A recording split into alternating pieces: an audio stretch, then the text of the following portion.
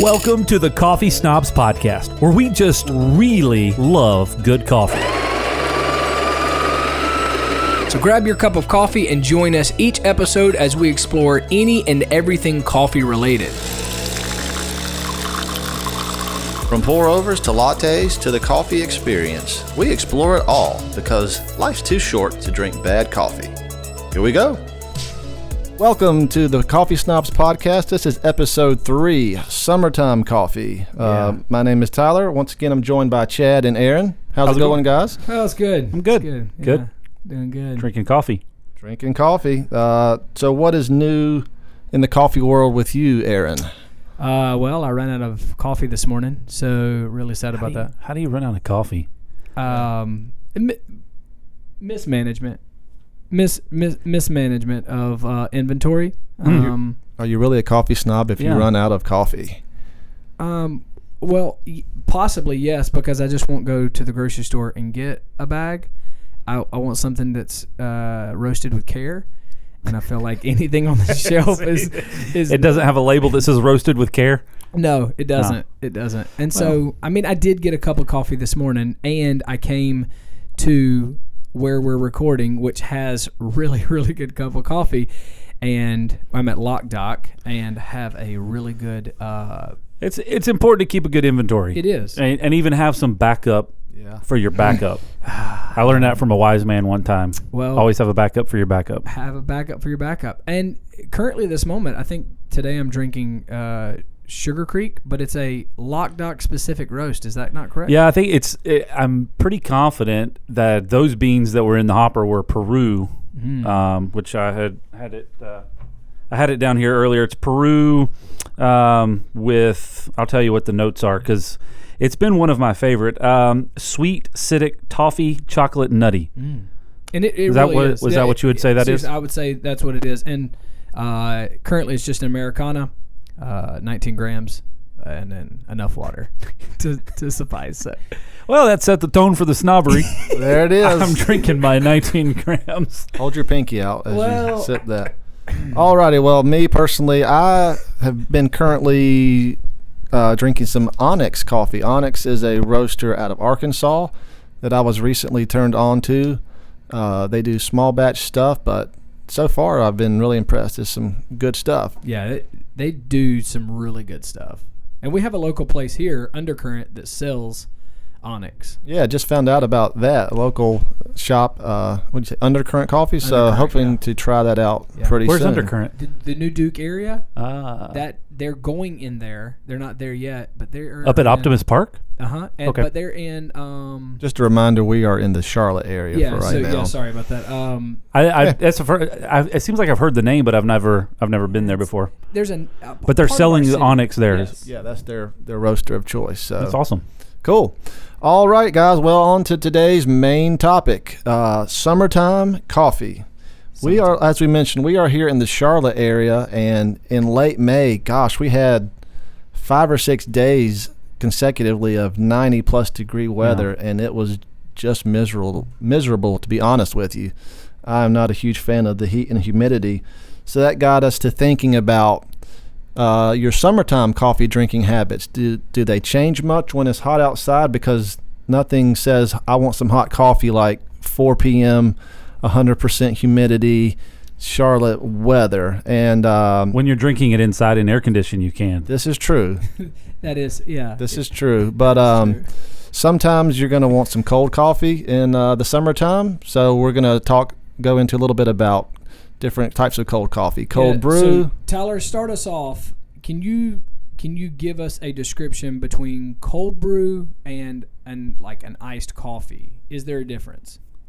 Yes, there is quite a difference that, to be honest with you, I didn't really realize until a year or two ago. So cold brew is essentially coffee that is very coarsely ground and slowly steeped. Think of it as like super concentrated coffee. So if you just drink that straight up, that's like drinking nitro. It's pretty acidic and hard to the palate. So a lot of times cold brew will be cut down. Like I said, it's concentrated with water. versus iced coffee, that's just taking, a lot of times, just regular brewed coffee, drip coffee, and putting ice into it. So I'll tell a story on myself. In the past, I was like, oh, my wife wanted some cold coffee, so I had some brewed coffee, and it was obviously comes out and it's good and hot, and you just put some ice in there to cool it down. Mm-hmm. Well, what's that going to do? Initially, it's just going to really water it down, and you're going to have some flavorless, not very cold, not very hot coffee.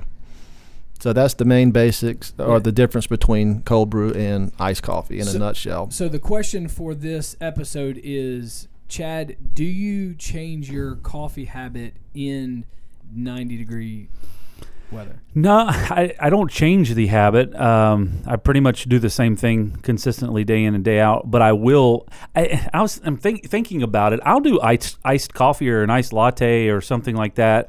I'm not. Not that I'm not a fan of cold brew, but I'm not as much of a fan of cold brew. Like I would, if I had a choice between, on a 90-degree day, between a really good brewed cup of like a Chemex pour over or a cold brew, I would go Chemex pour over. Like that's just the way that my taste is more positioned. But I will take an iced latte or something like that if it's really, really hot and I'm like out and about. Yeah. Sure. But I don't really change anything, but I would do that in the wintertime too. Okay. So what about you, Tyler? Do you change it up? I probably change it up a little more so than Chad. Again, I still will enjoy hot coffee, hot lattes or whatever during the summertime, especially if I'm inside in the air conditioning. But if I leave work and it's really hot outside, sometimes I'll find myself wanting something a little more refreshing. So occasionally I'll get an iced coffee or cold brew, something like that. What about you, Aaron? So I do like cold brew, but it doesn't have anything to do with the temperature or the area. But what I will say is there is a roaster in our area, Pure Intentions, that makes a phenomenal cold brew, like really, really good. And it's on nitro. And so it's... What does that mean? So it's carbonated with nitrogen. It makes it a lot more smoother, and the taste is gives it a fuller texture in your mouth. I know, like, it really just seems to be a little thicker. But I know, for instance, for a fact that our local coffee shop in our area, Groundworks, one of the reasons why they went with Pure Intentions as their roaster was because of their cold brew, because it's that good. And so Pure Intentions actually does cold brew in a can because they really set the bar for cold brew. So I do like cold brew. I prefer it carbonated with nitrogen, but it is potent. So I've made cold brew at the house, and it will make your heart palpitate if you don't cut it. Yeah, it's very potent. So, but no, I don't change to answer the question, I don't change my summer habit for the temperature. Yeah, I'd say that nitro cold brew, it's one of those things where for me it's every once in a while type thing, but yeah, doing it on a regular basis, it's intense. Yeah, it's potent. I enjoy. One of the reasons why I love coffee so much is the caffeination that it gives. I like anybody that says they just like don't want the effects of it, they're lying to you. You drink coffee because of the effects. That's how we all got into it. But nitro is cold brew is the one upper of it. I mean, it's like it will get you jacked. So Aaron, if you want to make cold brew at home, give us a little simple tutorial how you do it at home. Yeah. So for me, I grind the coffee extremely coarse. Think coarser than sand. It can be if you've got a burr grinder, it's probably going to be on your coarsest setting for sure. If you've got a Mr. Coffee, just blade grinder, just tap it a couple times. Tap it a couple of times. I mean, you don't want large chunks, but the ratio that I use is 1 cup of coffee to 4 cups of water. So a 1-to-4 ratio. That's I don't do grams because how much. So normally I'll make like 16 cups of water and 4 cups of ground coffee. There's a lot of coffee. What are you putting it in? A glass pitcher. Glass pitcher. And then what I do once that sets, I leave it out for 12 to 16 hours. I know that's a big 4-hour range difference, but what I do is I push the coffee under just a little bit. I don't try to submerge it to the bottom. It will settle itself, and then what I will do is I will come and just sip it to taste to see if it's acidic, because the longer it sits in there, the less acidic it's going to be. And then what I'll do is I take cheesecloth, which you get at the grocery store, put it over the top of the glass pitcher and transfer it to another pitcher, holding the grinds in. So you let that sits on the counter, room temperature? It does. Okay. And then I put it in the refrigerator. You can put it in the refrigerator, but For the steeping process? yeah, for the steaming process. But I don't. Somebody probably knows on the thing, and they'll comment that there's an effect. I don't currently see one. Now, one question I had: you do hot water for that, or is it just? I do. So to talk about the water, I use filtered water, and it's just like room temp. Room temperature filtered water. Okay. Yeah. There are different. Heating up coffee, heating up water, putting it in, it definitely does pull out a different characteristic of the coffee. So I guess that would be a way to control the variable. But for me, it's just cold in there because it just it works well. That's an interesting thing. It's something I might want to play around with. But if you did it hot and then just let it kind of cool itself down by sitting there versus the room temperature. Yeah, definitely. Because if you put cold water into coffee, it definitely does not pull the notes and tones out like you would, or like the coffee is supposed to be. I could be wrong, but I think you generally are going to want to use room temperature because the essence of the cold brew is super slow extraction. Okay. So I would think that if you started off with hot water, it's going to kind of do a normal extraction and then slow. I mean, it'd be worth experimenting, seeing if you like it. But so years ago, and I haven't done this in a long time, but I had watched some instruction on cold brew within a Chemex. So the concept was that you put ice in the Chemex, and you backed that weight out of the water that you're going to put in because it was going to melt. Yep. Hot water brew it, and it melts the ice in it, and you just basically don't use as much water for the extraction process. I've done that before, based off of probably a YouTube video that I watched. Yeah. But it was a different brew as well. Yeah, I've done cold coffee by saturating the vessel that was holding my coffee in ice. So I was cooling the coffee externally, not by putting any cold substance in it. So like putting it in, I tried that. But if I'm going to make cold coffee, it's going to be cold brew. Yeah. Cool. So I like that. Yeah. So you change up just slightly, Chad. You don't change up much for the summer. Neither do I. Just turn the air condition down. That's right. Up. Whatever. Yeah. Yeah. Make it colder inside. I've never figured that out. What is that? Which way is it supposed to be? When you make it colder inside, is it turning it up or turning it down? Well, you're turning the AC up. Yes, so you are temperature down. You're turning the temperature down, AC up. So he was actually correct. Just making it colder. I don't know. I'm just making it colder. That's right. So here's my challenge to both of you gentlemen. Wait until probably July when it's 97 degrees outside. Make a steaming, piping hot cup of Americano. Go outside, chug it. Dude, love it.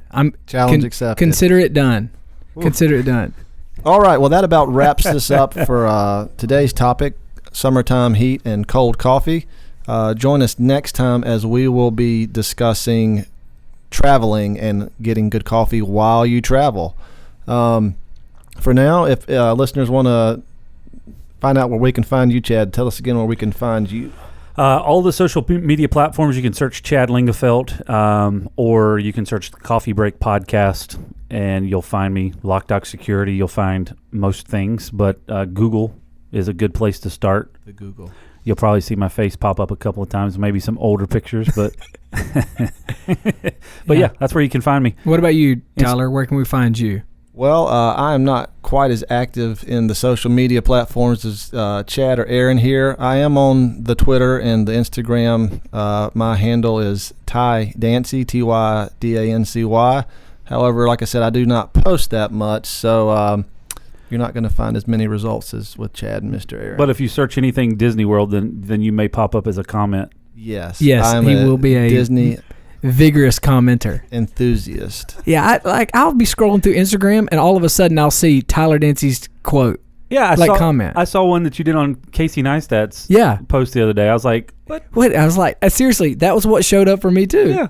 Well, I think that's part of their algorithm. If you follow somebody and they like or comment, it's going to pop to the top. But yeah, that's rabbit hole. But Casey Neistat, I think we all enjoy his YouTube content. Oh yeah, dude. And then I saw looked like he was visiting. He quit YouTube a long time ago. Jeez. Moving out to California. But I think he was visiting Disney World with his family, so that was cool. Yeah. All right, Aaron, what about you if they want to find more from you? You can find me at Aaron Beaver, AARON BEAVER at Instagram. And YouTube, The Suffer Club. The Suffer, not Supper, Suffer Club. So, yeah, good times. Good times. All right, last but not least, thanks again for listening to today's episode. If you like this, comment, respond on any podcasting platform or social media that you can, the Coffee Snobs, and also be sure to check out our YouTube channel, the Coffee Snobs podcast, where we'll have video of our podcast as well as a lot of upcoming interviews, tutorials, a lot of cool stuff. So I think that about wraps it up for today. Good job, Tyler. Strong work. Thank you so much for joining us today. Hopefully we helped you take your coffee experience to the next level. Listen and watch with us every Monday as we explore everything coffee. You can find us on all major podcast platforms, and we would appreciate if you could subscribe and review on iTunes. Check out all of our video content on our YouTube channel, and you can connect with us by reaching out on social media and the web or YouTube. Thanks so much. We will see you again next time.